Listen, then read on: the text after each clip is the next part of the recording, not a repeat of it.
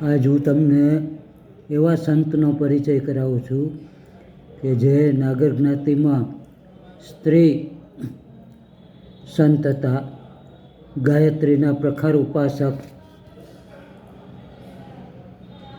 પૂજ્ય જતુમા, કે જે 2002માં 98મે વર્ષે આ દુનિયામાંથી વિદાય લીધી. એણે જિંદગીના 65 વર્ષ અનાજ નહોતું લીધું, મીઠું નહોતું લીધું. એવા ગાયત્રીના પ્રખર ઉપાસક કે જેને હું દાદી તરીકે જ ગણતો. આમ તો મારા ફાધરના સગા કાકી હતા. એના જ શબ્દોમાં આપણે થોડીક એની જીવન ઝરમર જાણીએ. એણે પોતે સાંસારિક જવાબદારીઓ નિભાવી આત્માનું અને દુઃખી જીવોના કલ્યાણ અર્થે પોતાનું સમગ્ર જીવન સમર્પિત કર્યું છે. અને નાગરમાં, અન્ય જ્ઞાતિઓમાં ગાયત્રીમાં જતુમાં મા તરીકે ઓળખાતા. એનું તેજસ્વી કપાળ, એકવડી આંઠી, હંમેશ હસતો ચહેરો, આંખમાંથી નીતરતું વાત્સલ્ય અનુભવો. એની પાસે બેસીને તમારા દુઃખ વ્યથા બતાવો તો હળવા ફૂલ થઈ જવાય. અને પૂજ્ય જતુમાં જુદા જુદા કુટુંબોમાં રહ્યા, સેવા પૂજા સાથે જ રહે, ઉપાસના સાધના પણ કરી અને વિરક્તિમાં વધારો. એના જ શબ્દોમાં, મારો જન્મ સને 1905 એપ્રિલ મહિનામાં જામનગર મુકામે માનસકર મણિશંકર હાથીને ત્યાં થયું. માતાનું નામ પ્રતાપકુમાર, નામકરણ જયંતી લક્ષ્મી કર્યું. મોસાળ કુટુંબ ભાવનગર, જાદવરાય ભુજ, 5 બહેનો 2 ભાઈ, એનો નંબર 5મો. સ્ત્રીઓને કેળવણી અપાતી નહીં છતાં પણ 5 ગુજરાતી પૂરી કરી.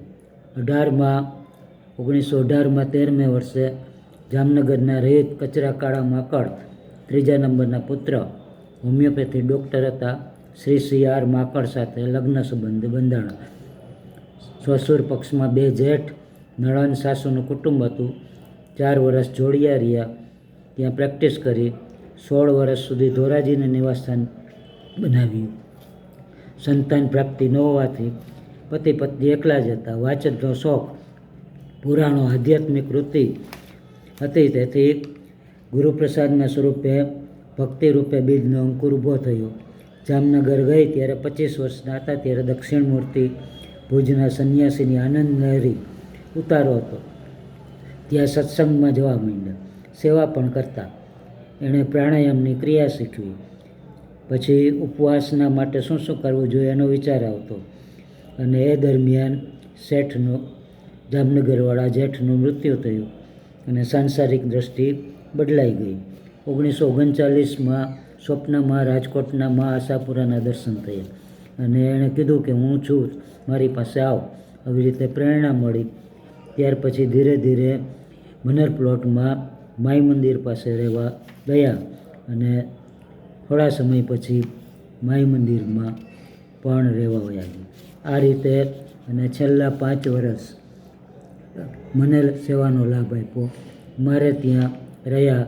આજે પણ 22 વર્ષ ત્યાં તેમની સેવા પૂજા એ મારા ઘરમાં છે. ગાયત્રીની પ્રતિષ્ઠા થઈ. આવા નાગર જ્ઞાતિના તેમને લોકોએ ખૂબ કીધું, સોનીઓએ, નાગરોએ મંદિર બનાવવાનું, પણ મંદિરના બનાવવાના સખત વિરોધી હતા. એણે મુદ્રાઓ પણ જુદી જુદી આપેલી છે. અને એણે પોતે ભજન પણ લખેલું છે કે તૃપ્ત છું અમૃત પાને રે, ખટરસ ભોજન હવે કરવા મારે સાને રે. આ દેહ અર્પણ કરી ગુરુશ્રીને દાને રે, તનની ઉપાધિ હવે કરવી મારે સાપને રે.